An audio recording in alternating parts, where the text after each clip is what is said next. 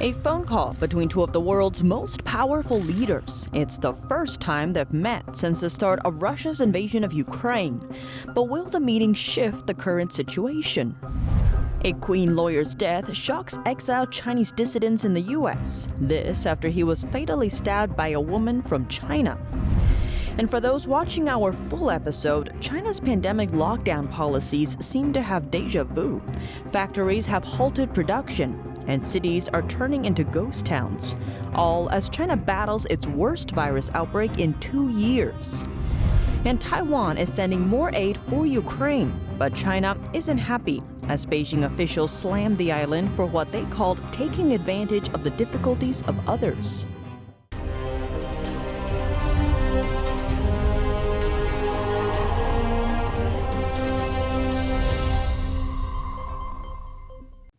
Welcome to China in Focus. I'm Tiffany Meyer. President Joe Biden spoke today with Chinese Communist Party leader Xi Jinping. The meeting was requested by the U.S., and a major point of discussion was the Russia-Ukraine conflict. This was the two leaders' first phone call since the invasion started. How well did it go, according to analysts? NTD's Don Ma brings us more. In the call, Biden cautioned that there will be ramifications if China provides material support to Russia. A political analyst says the call amounts to a direct warning from the U.S. to China.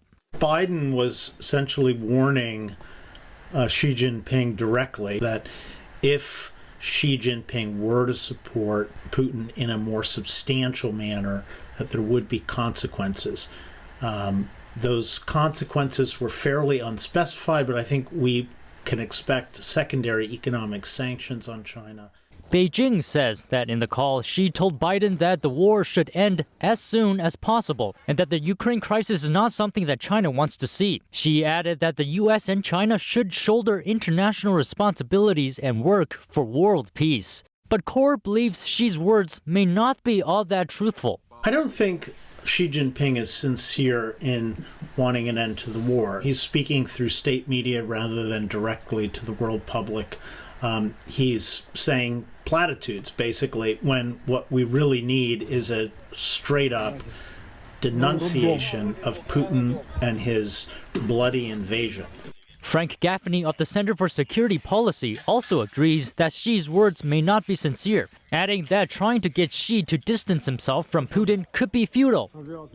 China, that they want to be seen as responsible partners and, working to end this strife and advance world peace and all that.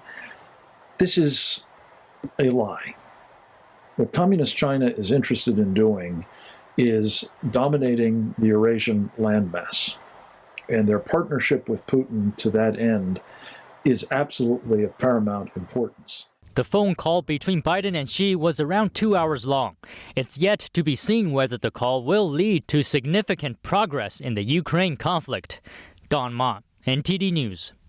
Just before the phone call, China sailed an aircraft carrier through the sensitive Taiwan Strait, shadowed by a U.S. Navy destroyer. A New York congressional candidate, a California-based artist, and the father of an Olympic figure skater, all alleged victims of an espionage scheme by the Chinese Communist Party. The Department of Justice has announced charges against 5 men. NTD's Chenny Wu has the story. The U.S. Justice Department announced charges on Wednesday against 5 men accused of stalking and harassing Chinese dissidents in the United States on behalf of the Chinese Communist Party. The defendants were allegedly acting as agents of the Chinese secret police, engaged in transnational repression schemes with China's Ministry of State Security, or MSS. 3 of the defendants have been arrested, but the others remain at large. The alleged victims include a candidate for Congress in New York, a California-based artist, and the father of an Olympic figure skater. They weren't named in the complaint, but the description of the congressional candidate matches that of Yan Xiong, a Brooklyn resident. The DOJ detailed 3 separate schemes. In one of them, defendant Chi Min Lin allegedly hired a private investigator in New York to disrupt Xiong's campaign. Xiong had been a student leader of the pro-democracy demonstrations in Tiananmen Square in 1989. He later escaped to the United States, served in the military, and became a U.S. citizen. When hiring the private investigator, Lin explained that he and those whom he was working for did not want Xiong to be elected to Congress. Lin emphasized that whatever price is fine, as long as you can do it. Lin allegedly first asked the investigator to provide Xiong's phone number and address. He then asked the investigator to unearth derogatory information about Xiong, or if no such information could be found, to manufacture some, including by creating a scandal involving a prostitute. Later, Lin also asked the investigator to consider physically attacking him. In a voice message to the investigator, Lin stated, "You can start thinking now. Aside from violence, what other plans are there? But in the end, violence would be fine too. Beat him until he can no longer run for election. You think about it, car accident, he will be completely wrecked, right?" As these cases show, the MSS has been targeting pro-democracy activists living in the United States with harassment and smear campaigns, spying on them to help the PRC government target them for arrest.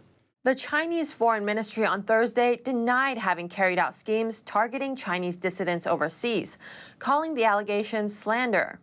The cases underscore what American officials describe as increasingly aggressive efforts by the Chinese regime to seek out, silence, and threaten pro-democracy activists abroad.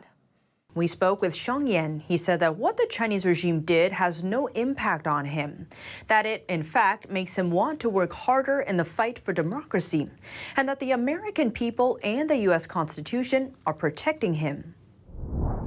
A recent murder has shocked the exiled Chinese dissident community in the U.S. Some say the incident destroyed hope in the community. That's after a prominent Chinese rights activist turned lawyer was reportedly stabbed to death at his law firm in New York City on Monday. Reports later hinted there's more to the tragedy. Queens-based lawyer Li Jinjin had long fought for democracy in China. The 66-year-old also worked pro bono for many human rights cases in the U.S. He died at his law firm's Flushing office in New York City after an irate client stabbed him. Police have arrested Zhang Xiaoning on suspicion of murder. Do you regret it? Traitors. You guys should regret the most. You're Chinese, but you want to be anti-CCP. According to reports, Zhang was one of Li's pro bono clients seeking asylum after arriving in the U.S. on a student visa last August. She claimed she was raped by Chinese police. She once said to me that the CCP has put great pressure on her. One part of the pressure is her parents. The police had already gone to her home in China, and then there is pressure in the U.S. Bai said prior to the incident, Zhang told him someone in the Chinese consulate in New York had approached her, but she refused to say who it was. She told me herself that the Chinese consulate in New York had approached her. She refused to say who it was. Before becoming a lawyer in the U.S., Li was known for having been jailed in China for nearly 2 years, following his key role in China's student-led pro-democracy movement, the Tiananmen Square protests in 1989. In the U.S., Li continued to advocate publicly for those jailed, killed, or targeted by the Chinese Communist regime, until he was stabbed to death on Monday. Following Li's death, another one of his clients came into the spotlight, Chen Wei-ming, a California-based artist. Li's death was very bizarre. According to the U.S. government on Wednesday, a spy ring of 5 Chinese spies is stalking individuals living in the U.S., targeting those who oppose the Chinese Communist Party, or CCP. Chen is one of the victims. Earlier, Li had filed a civil lawsuit on Chen's behalf after one of his sculptures was destroyed in an arson attack last year. In the destroyed sculpture, China's communist leader Xi Jinping was depicted as a COVID-19 molecule named CCP virus. It was only 2 weeks before he filed the lawsuit for me. I called him to remind him of that, and he said it had already been filed. That was the last phone call I had with him. Later, Li was found stabbed to death in his office. So I have a question. We are suing Matthew, the Chinese spy, and the boss behind him. Well, now it turns out the top boss behind it is the Chinese Communist Party. The person named Matthew that Chen refers to is one of the Chinese spies in the ring. Zhang returned to Li's office on Monday, armed with 2 knives, and reportedly killed Li after stabbing him in his chest and neck. Radio Free Asia reported that the type of injuries Li sustained during the attack suggested his assailant had received, quote, professional training. In court on Friday, Zhang was charged with second-degree murder and fourth-degree unlawful possession of a weapon. If convicted, she faces life in prison. A U.S. Navy officer sentenced to 4 years in prison. Yang Fan is an ethnically Chinese lieutenant in the U.S. Navy. He purchased handguns for the owner of a Chinese defense company and hid his relationship with that company. This, according to the Justice Department. He and his wife allegedly received more than $300,000 from the Chinese company and parties associated with it. Yang was convicted last November and sentenced on Wednesday. Before his arrest, Yang held top-secret security clearance for the U.S. Navy. A DOJ statement explains Fang Yan held a position of trust with the U.S. government, working on anti-submarine warfare. The court held him accountable for violating that trust by lying to the government about significant foreign relationships. With more and more Ukrainians fleeing their country, Taiwan is watching closely. The island is facing a situation similar to Ukraine's before Russia invaded. Taiwan, too, is coping with a powerful totalitarian neighbor, China. The communist regime has never ruled out trying to take Taiwan by force. On the other side, the U.S. has never clearly stated whether it would intervene if China invaded the island. A recent poll reveals what Taiwanese people have to say about the situation. The survey presented over 1,000 of them with a question: will Taiwan become the next Ukraine? Over 60% of the island citizens don't seem to believe so. That said, they are not overly optimistic about their chance of victory if war does erupt. 56% of Taiwanese people surveyed responded that their island could not independently resist Chinese military attacks without U.S. help. And less than 40% said they believe the U.S. genuinely wants to help Taiwan. What's more, only about 1/4 said they believe America would send troops to help Taiwan during a Chinese invasion. Experts say the unenthusiastic survey response comes after the U.S. and European reactions to the Ukraine war. They believe Taiwan is now less optimistic about getting America's military help if China invades Taiwan. Because the United States has repeatedly vowed that it won't send troops into Ukraine, the European Union also said that sending troops in will trigger a third world war. So we can see that our confidence in whether the U.S. will fight for Taiwan had reduced a lot. The poll shows that almost 80% of Taiwanese people would rather maintain peace with China. But if China does invade, 70% said they'd fight to protect their home. The majority also supports extending the island's compulsory military services. And that's all for today's China in Focus on YouTube. We are now sharing a shortened version of our program on YouTube. That's after being demonetized for a year. Full episodes can be watched on our partner platform, Epoch TV. To sign up for a 14-day free trial, please click the link down below. Thanks for watching China in Focus. I'm Tiffany Meyer, and see you tomorrow. Every once in a while, something comes along so masterful, it leaves you in awe. So inspiring, it changes your life. So beautiful, you wish it would never end.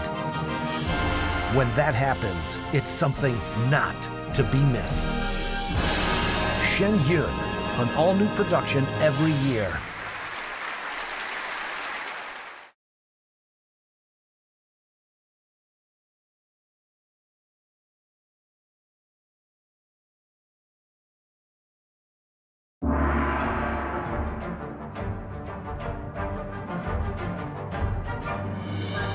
The performance was enchanting. I feel better about the world. I feel uplifted. It touches you. It really does. The expertise of the dancers was really, really strong. To know that it was live music was really fantastic.